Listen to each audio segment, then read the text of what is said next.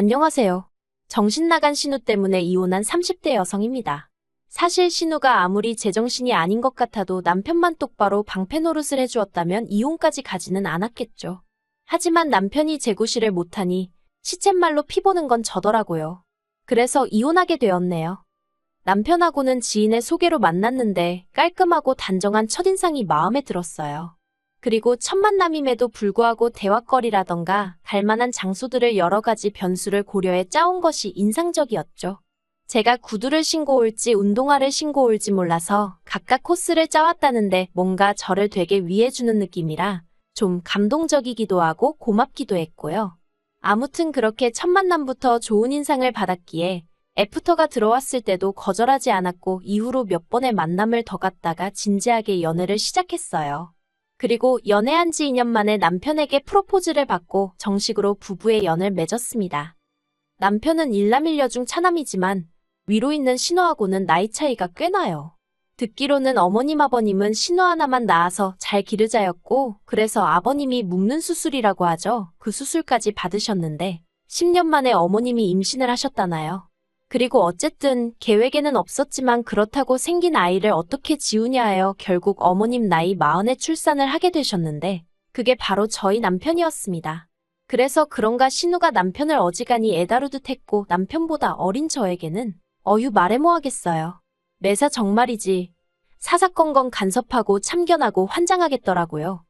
처음에 결혼 이야기가 오가던 당시 시댁에서 집을 해주겠다고 하대요. 그리고 이 약속을 믿은 저희 친정에서는 본격적으로 결혼 준비를 해나가는 과정에서 제법 큰 금액의 현찰 예단을 건넸는데 이후로 황당한 이야기를 듣게 되었어요. 어머님 아버님이 집을 해주신다는 게 현찰로 1억을 해주시고 나머지는 대출을 받아주신다는 얘기였단걸요. 그리고 그 대출은 당연히 저희가 갚는 거였고요. 글쎄 뭐랄까 의도적으로 저를 속이신 건 아니라고 믿고 싶지만 어쨌든 저로서는 제 어리석음과 순진함을 탓하면서도 한편으론 야속한 마음이 들더라고요. 물론 그래도 여전히 남편이 저보다 많이 해왔고 그렇기에 이러쿵저러쿵 한마디도 입 밖으로 꺼내진 않았습니다. 그런데 이 과정에 있어서 정작 시부모님은 나름대로 민망해하시는 기색이 있었는데 신우가 그렇게 야단인 거예요. 어디 나가서 물어봐라. 자기 부모님 그러니까 시부모님 마냥 떡하니 현찰 1억을 내주는 시댁이 흔치 않다. 넌 참 복받은 거다. 막말로 자기가 돈 1,000원 보태주는 것도 아니면서 왜 자기가 공치사를 하는지 참으로 황당하기도 하고 우습기도 하고. 그리고 사실 이런 일에만 신우가 나대는 게 아니었어요. 제 외모라던가 지극히 사적인 부분에서도 자기가 좌지우지하려는 성향이 강했거든요. 신혼집이라고 해도 전세긴 했지만 어쨌든 집들이는 해야 한다는 신우의 성화에 못 이겨 결국 결혼하고 2달 만에 집들이를 하게 되었습니다. 신우는 이때도 자기는 집들이 때 일가 친척들을 다 불러야 했는데 저는 시부모님과 자기 식구만 초대를 하니 얼마나 좋냐며 복 터졌단 소리를 해대고 난리였어요. 하지만 솔직히 암만 옆에서 너 참 복 받았다고 말한들 저는 그런 생각이 안 들었거든요. 에휴, 아무튼 매번 신우는 넌 참 복 받았다 운도 좋다 요새 이런 시댁이 어딨냐. 아주 그 소리를 입에 달고 살더라니까요. 게다가 집들이 당일엔 이런 일도 있었어요. 시부모님과 함께 도착한 신우가 대뜸 다른 것도 아니고 제 머리를 지적하기 시작했습니다. 결혼까지 한 여자가 아직도 머리를 안 잘랐냐며 저더러 너는 이제 아줌마니까 머리 치렁치렁하게 하고 다니지 말고 귀 밑으로 깔끔하게 자르라면서 사람이 게을러 보이네 어쩌네. 그런데 제가 실은 고등학교를 졸업한 이후로는 늘 머리를 길러서 몇 년에 한 번씩 소아암센터에 기부를 하고 있었거든요. 그래서 신우가 자르란다고 내내 자를게요 할 상황이 아니었지요. 신우 성격에 내 자를게요 해놓고 안 자르면 그걸로 또 잔소리를 어지간히 해댈 게 뻔하기도 했고요. 하지만 그렇다고 제 입으로 기부를 하려고 기르는 중이에요 하려니 뭔가 낯뜨겁고 그래서 적당히 웃으며 앞으론 깔끔하게 틀어올릴게요 했더니 대뜸 너 내 말 무시하냐면서 보는 사람 더우니까 자르라고 하며 소리를 지르는 게 아니겠어요? 순간 벙찌고 그제서야 심해부가 신우더러 갑자기 왜 그러냐며 저한테 미안하단 식으로 눈치를 하는데 가만히 있다 뺨 맞는 기분이 이런 건가 싶더라니까요. 그리고 저는 솔직히 남편이 나서서 신우한테 말 한마디라도 단호하게 해주길 바랬거든요. 그런데 기껏 남편은 한다는 말이 저더러 다음에는 모자라도 쓰고 있으랍니다. 굳이 싫은 소리 들을 필요는 없지 않냐면서요. 그리고 더 어이가 없었던 건 그렇게 평소에 저한테 경우를 따지고 도리를 따지는 신우가 정작 지 자식 교육은 개판을 쳐놨다는 거예요. 도대체 집구석에서 가정교육을 어떻게 시킨 건지 애들 상대로 이렇게 표현하기도 뭐하지만 예의범절이라곤 하나도 모르고 지들 뜻대로 안 되면 발악을 해대기 일쑤였으니까요. 물론 그나마 다행이라고 해야 할지 심해부는 최소한 저희 집이든 시부모님 댁이든 자기 집이 아니면 나름대로 애들 단속은 하려들고 다른 사람들 눈치는 살피는 듯 했지만 이번에도 신우는 자기 애들이 개성이 강해서 그렇다나 어쩐다나 말도 안 되는 핑계를 대면서 당당하기는 어찌나 당당하던지. 그리고 엄마라는 사람이 막말로 배째라는 식으로 나와버리니까 이건 뭐 부모가 저 따위니 애가 저 모양이란 소리가 절로 나올 수밖에 없었죠. 신우에게는 중학교 다니는 아들 하나랑 초등학교에 다니는 아들 하나 총 두 아들이 있는데 두 아들들 다 게임에 환장을 해서는 어른들이 있는 자리에서도 손에서 핸드폰을 놓지 못하더군요. 심지어 밥을 먹으면서도 눈은 핸드폰에서 떼지를 못해선 걸핏하면 무럭지르고 밥 흘리고. 그런데 어이없는 건 지 자식이 그러면 신우건 심해부건 부모가 돼서는 핸드폰을 뺐던가 해야지. 그럴 생각도 없고 어질러진 식탁을 치울 생각도 안 해요. 그리고 그러다 한 번은 시조카가 지 국그릇을 바닥에 쏟았는데 워낙 평소에도 잘 엎지르니까 플라스틱 그릇에 줘서 그릇은 안 깨졌지만 그래도 식탁 밑이 엉망이 되었죠. 그런데 어머님이 저더러 가서 걸레 좀 가져와라 하시는 거예요. 아니 신우 심해부 둘 다 자리에 있었고 애가 얼마나 어린 것도 아닌데 왜 아무 상관없는 저더러 걸레를 가져오라 하나? 황당하대요. 그래도 일단은 가지고 왔더니 어머님이 또다시 저더러 거기 서서 뭐하냐며 얼른 닦으라는 거예요. 그래서 얼떨결에 무릎 꿇고 바닥을 닦는데 울컥했어요. 내가 왜 밥 먹다 말고 시조카가 엎은 걸 치워야 되나 싶은 게. 그래서 치우다 말고 일어나서는 시조카가 보고 있던 핸드폰을 뺏고는 직접 치우라 했습니다. 그리고는 어른들 계신 식사 자리에서 핸드폰을 하는 것도 예의에 어긋나는 일이고 본인이 어지른 건 본인이 치워야 하는 거라고 알려줬죠. 그랬더니 신우가 저더러 한다는 말이 치우기 싫으면 말지 왜 밥 먹는 애한테 잔소리를 하냐는 거예요. 그리고는 저더러 네가 뭐 선생이라도 되냐면서 왜 자기 아들한테 이래라 저래라 하냐입니다. 그러자 저도 막말로 시조카도 보고 있는 마당에 여기서 밀렸다간 꼴사납고 우스워지겠구나 싶은 거예요. 그래서 신우한테 제가 어른으로서 애한테 이 정도 말도 못하냐고 그러니까 진작에 좀 이런 건 알려주셨어야 하는 거 아니냐고 중학생이나 되는 애가 이런 예절도 모르는 게 말이 되냐고 쏘아붙였죠.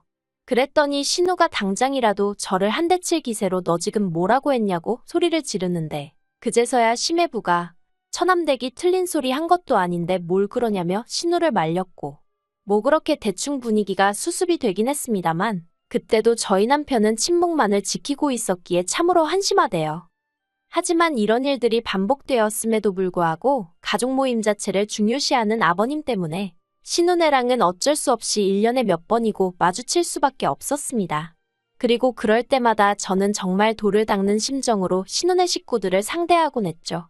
하지만 결국 지렁이도 밟으면 꿈틀한다는 말처럼 저도 더는 참을 수 없어서 폭발하고 말았으니 그건 결국 신우의 오지랖 때문이었어요. 이 일로 이혼을 하게 된 것도 사실이고요. 사실 제가 남편과 결혼하던 당시 시부모님께서 말씀하시기를 재산은 없다고 하셨어요. 남편 말로는 어머님이 젊어서 제사 문제로 어지간히 큰어머님께 같은 며느리 입장임에도 불구하고 시달리셨는데 며느리한테 차마 그 꼴을 보여줄 순 없다며 아들이 장가가면 더는 큰 집에 안 가시겠다고 선포를 하셨다고 했거든요. 그래서 결혼 전부터 결혼하고 나면 명절 때 시댁에서 하루, 친정에서 하루 이렇게 보내기로 했었고 실제로 처음 2, 3년은 그렇게 보냈어요. 그런데 작년 추석부터 자꾸만 아버님이 다시 어머님도 그렇고 저희 부부도 그렇고 큰 집에 가서 인사도 드리고 제사도 돕고 그랬으면 좋겠다는 식으로 말씀을 하시는 거예요. 그리고 저야 당연히 내키지 않았죠. 어머님도 미쳤냐고 거길 왜 또 가라고 하냐고 안 간다고 하셨고 남편도 어머님이 거기서 시달리는 걸 보면서 자라서 그런지 아버님의 그런 말씀에 단박에 싫다고 했고요. 하지만 하도 아버님이 난리를 치셔서 결국 어머님은 안 가시고 저희 부부만 다녀오게 되었는데 이렇게 표현해도 될지 모르겠지만 큰아버님이나 큰어머님이나 저희 어머님이 왜 그렇게 싫어하시는지 참으로 알만한 성격이었어요. 큰 집에 도착하기가 무섭게 저를 부엌으로 데려가시더니 앞치마 주시고 솔직히 저도 그 집에 갈 때는 일을 하게 될 거라는 어느 정도의 각오가 되어 있던 건 사실이에요. 하지만 최소한 큰 집 식구들한테 인사할 틈이라도 주시고 물 한 잔이라도 주셔야 하는 거 아닌가요? 그런데 하시는 말씀이 너는 여기 손님으로 온 게 아니니까 빨리빨리 움직여라. 여자가 굼뜨면 쓸모가 없다. 네 시애미가 널 좀 가르쳤느냐. 하긴 거기도 뭐 아는 게 있어야 가르치던지 하겠지. 제가 저희 어머님과 얼마나 가까워진 사이는 아니었지만 왜 자리에도 안 계신 분을 괜히 끌어들여 한 소리 하질 못해 안달이신지 도무지 이해가 되질 않더라니까요. 아무튼 그래서 내리 4시간 넘게 부엌에서 제대로 한 번 앉지도 못하고 일만 했어요. 그리고 더 화가 났던 건 큰어머님이 자리에도 안 계신 저희 어머님은 물론이고 저한테도 말을 막 하시니 그 집 며느리들도 저한테 이거 해라 저거 해라. 물론 두 며느리 다 저에 비하면 나이가 한참 많기는 했지만 그래도 기분이 더러운 건 사실이었네요. 아무튼 그래서 그날 집으로 돌아오면서 남편더러 결혼할 때 약속한 거 안 잊었지 하니까 응 하더라고요. 그래서 나 이제 큰 집에 안 가겠다 했습니다.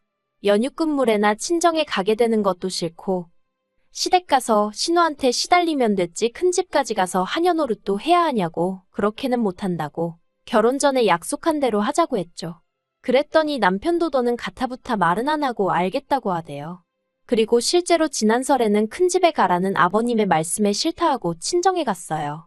참고로 친정은 거리상 멀기도 멀어서 1년에 시댁에 10번 간다 치면 친정엔 명절을 포함해 2~3번 가는 게 전부였습니다.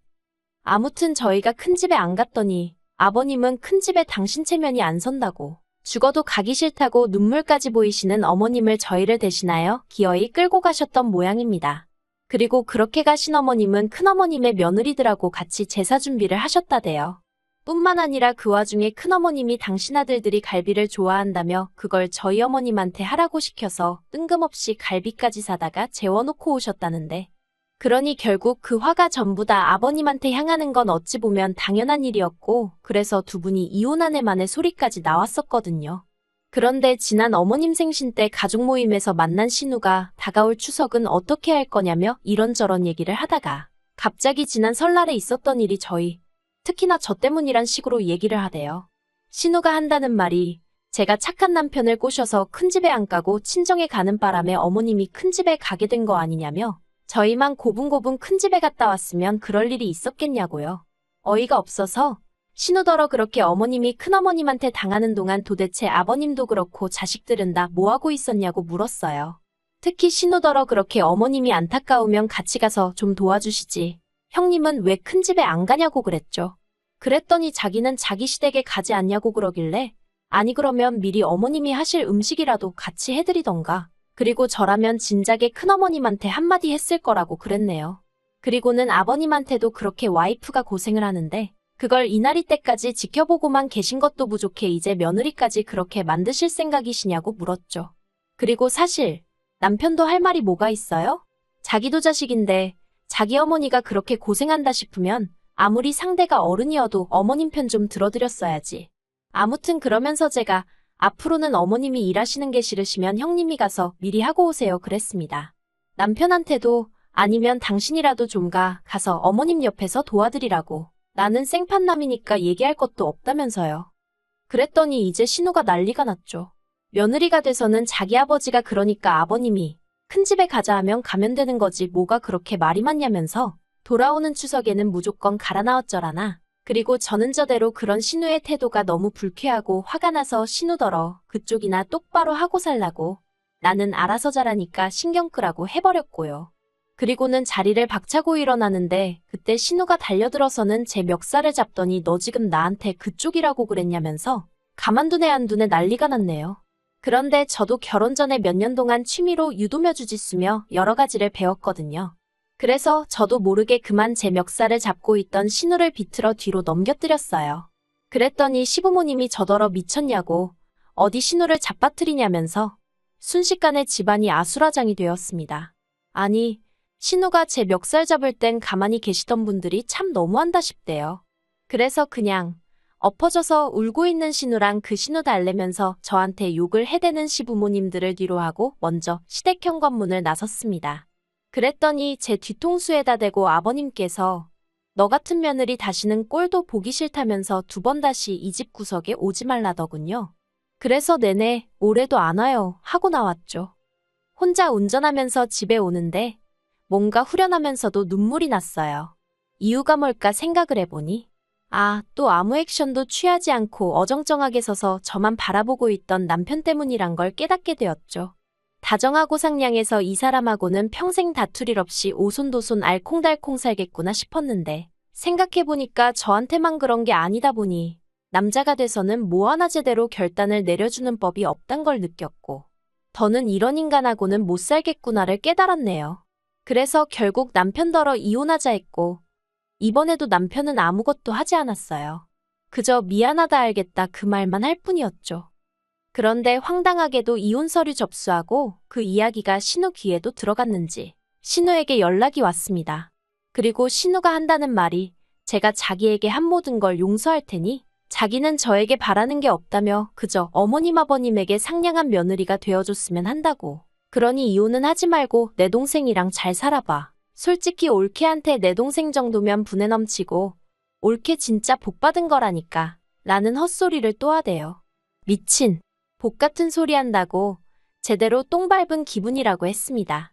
세상에 똥 밟고도 복 받았다 하는 정신 나간 엑스도 있느냐고 한마디 하곤 더는 전화하지 말라 했어요. 어휴, 이제 내일이면 저는 완전히 자유예요. 아싸.